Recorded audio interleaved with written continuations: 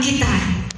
Herbalife setiap hari selalu memberikan harapan, dan harapan itu ada di sistem Herbalife. Jadi teman-teman yang tidak datang ke sistem, jangan sampai mengalami masa seperti saya, ya. Alhamdulillah teman-teman, di tahun 2009 awal di bulan Januari, saya ditelepon oleh sponsor-sponsor untuk ikut rekualifikasi gitu ya, karena saya belum rekualifikasi waktu itu. Bimbang, sangat bimbang dalam hati saya. Ikut Herbalife enggak ya, ikut Herbalife enggak ya gitu ya. Nah, di saat-saat saya galau, sebelum saya memutuskan untuk tidak rekualifikasi, saya mencoba diajak kerjasama dengan teman bisnis clothing, teman-teman ya. Alhamdulillah income-nya luar biasa banyak waktu itu, karena dapat tender-tender yang lumayan besar. Dan akhirnya karena kerepotan itu, akhirnya kami memutuskan untuk tidak rekualifikasi di Herbalife. Saat sponsor saya tanyakan dan mentor-mentor menanyakan, ayo Yuni, sayang sekali kalau kamu tidak rekualifikasi, karena kamu sudah memiliki Wolti, dan luar biasanya juga saat itu 5 Wolti saya yang bertahan tinggal 2 orang. Yang 3 orang semuanya tidak rekualifikasi, ya. Bagi teman-teman yang baru mungkin belum paham apa itu rekualifikasi gitu ya, itu nanti bisa belajar langsung dengan sponsornya yang dijelaskan. Oke, saya kembali lagi ke kisah saya. Akhirnya tahun 2008 ya, saya memutuskan untuk tidak rekualifikasi. Ya, kenapa saya tidak rekualifikasi? Saya cinta Herbalife, karena saya dulu selalu ikut training-trainingnya Herbalife. Saya tahu masa depannya Herbalife, tapi saat itu saya bimbang dan saya bertanya dengan orang yang tidak tepat. Siapa orang yang saya tanyakan? Adalah orang-orang terdekat kami, terdekat saya, yang saya menganggap bahwa mereka adalah orang yang harus, apapun kata mereka, harus saya turuti. Yang pertama adalah suami. Suami saya konsultasi, gimana nih ya, saya harus rekualifikasi enggak? Kata suami saya, bisa menjalankan bisnisnya enggak? Padahal kamu sedang menjalankan bisnis yang baru. Kalau repot, mending tidak usah. Ya, akhirnya saya bertanya dengan ibu saya. Ibu saya juga bilang, repot dok, boleh customer siji aja susah, gitu ya. Yang ketiga, ini adalah kakak saya. Sebagai pengganti bapak saya, karena bapak saya sudah almarhum gitu ya, dan kakak saya ini bilang, kakak laki-laki tertua saya ini bilang, dan sekarang beliau adalah sponsor saya gitu ya, kakak laki saya ini bilang, wes gak usah yang kowe repot orang isah menjalankan. Teman-teman gak rumit ya bahasanya ya. Terus akhirnya dari 3 orang yang saya hormati ini mengatakan tidak di Herbalife. Saya memutuskan telepon dengan sponsor saya, Mbak, maaf saya tidak rekualifikasi, atau saya memutuskan untuk keluar dari Herbalife.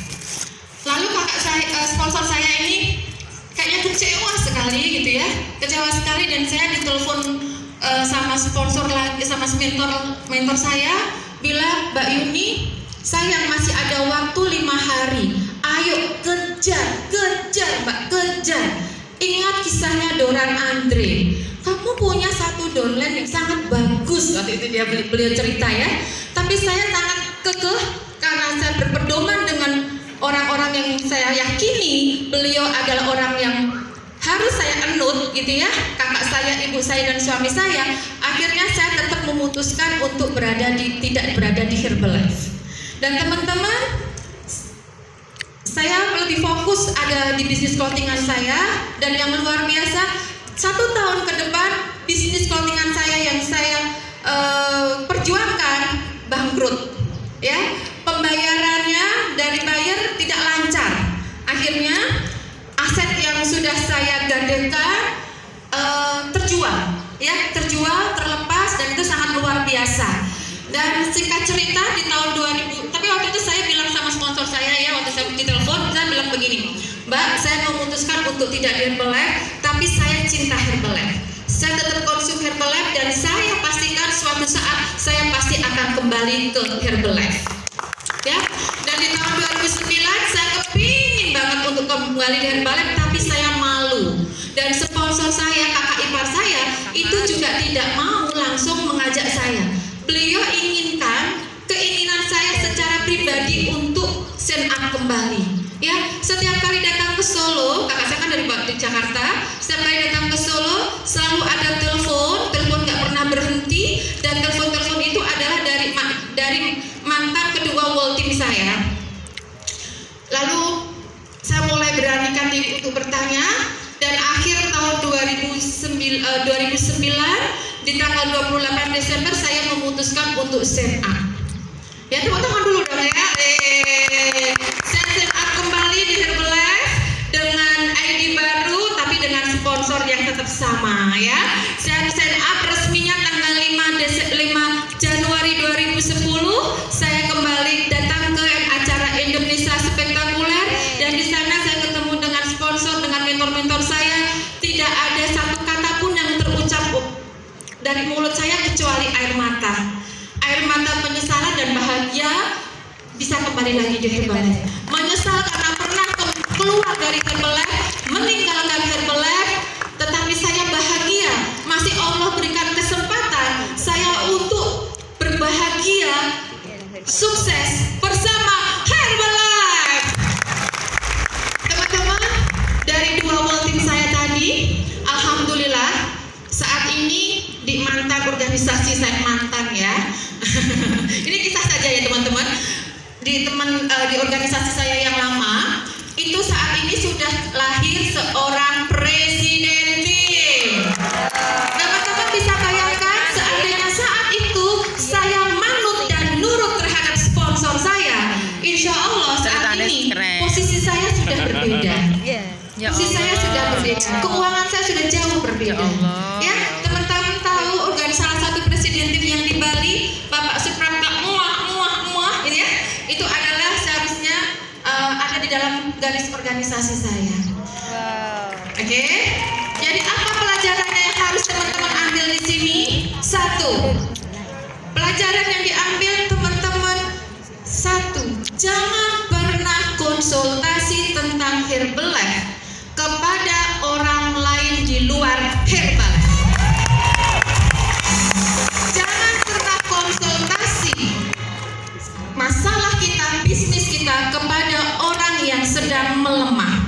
Karena saya dulu di saat saya melemah, teman-teman saya adalah sesama World Team yang sedang galau. Ya, akhirnya yang kita bicarakan adalah tentang sponsor, tentang mentor, dan yuk kita mencoba bisnis ini, yuk kita mencoba bisnis ini, yuk. Itu yang terjadi. Ya, pelajaran yang kedua, jangan pernah keluar dari Herbalife. Herbalife memberikan masa depan yang sangat luar biasa. Kehidupan Herbalife sangat luar biasa. Manfaat hidup kita sangat luar biasa. Bukan tentang hanya finansial, bukan hanya tentang kesehatan, tapi nilai hidup kita. Insya Allah dengan kita membantu orang lain, kita sudah investasi surga. Ya, insya Allah. Dan teman-teman, pelajaran yang ketiga, ya, pelajaran yang ketiga, orang yang paling menginginkan kita sukses, siapa? Sponsor, mentor. Beliau adalah orang-orang yang sangat menginginkan kita sukses. Jadi nurut kata sponsor, nurut. Kalau saya dulu nurut dengan sponsor saya, nurut dengan mentor saya, kondisinya berbeda. Ya, karena yang tahu kondisi Herbalife kedepannya seperti apa, itu adalah orang-orang Herbalife yang sudah lebih dahulu paham bagaimana bisnis Herbalife itu naik turun. Yang mereka itu siapa? Mereka adalah para sponsor-sponsor kita. Sepandai apapun kita, sepinter apapun kita, saat kita ada di Herbalife dan ada sponsor-sponsor di atas kita yang jauh lebih lama di Herbalife, teman-teman harus manut dan turut dengan mereka. Ya, siapapun sponsor kita. Itu pelajarannya. Bukan hal yang mudah untuk sukses di Herbalife. Bukan hal yang mudah untuk sukses di Herbalife. Kita harus gigih, kita harus tekun, kita harus selalu bersemangat, sabar, pantang menyerah, dan tidak pernah keluar dari Herbalife. Oke? Dan akhirnya saya pulang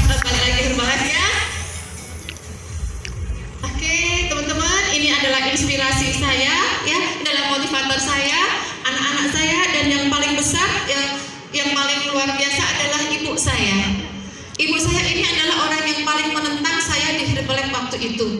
Ya, alhamdulillah saat ini ibu saya sudah sangat ridho saya ada di Herbalife karena kakak saya juga.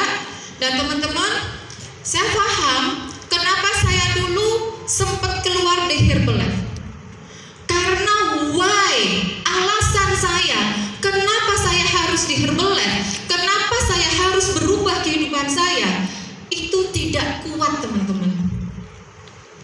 Kuatkanlah why Herbalife teman-teman, alasan teman-teman kenapa harus berubah, kenapa teman-teman harus memiliki kehidupan yang lebih baik lagi. Sehingga saat teman-teman mempunyai dream, mempunyai impian yang sangat jelas, sangat kuat, teman-teman tidak akan pernah menyerah di saat dream itu sudah teman-teman raih.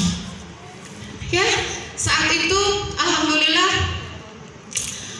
saya bangkrut gitu ya. Dan itu kenapa saya bangkrut? Karena itu rahasia ilahi, rahasia Allah agar saya kembali lagi bersama dengan Herbalife. Dan ibu saya ini adalah menjadi alasan terkuat saya untuk saya saat ini segera berubah. Terima kasih ilmunya Om Apin tadi pagi. Ya, terima kasih. Hal yang paling sulit adalah ternyata berubah. Ya, dan alasan terkuat saya kenapa saya harus berubah adalah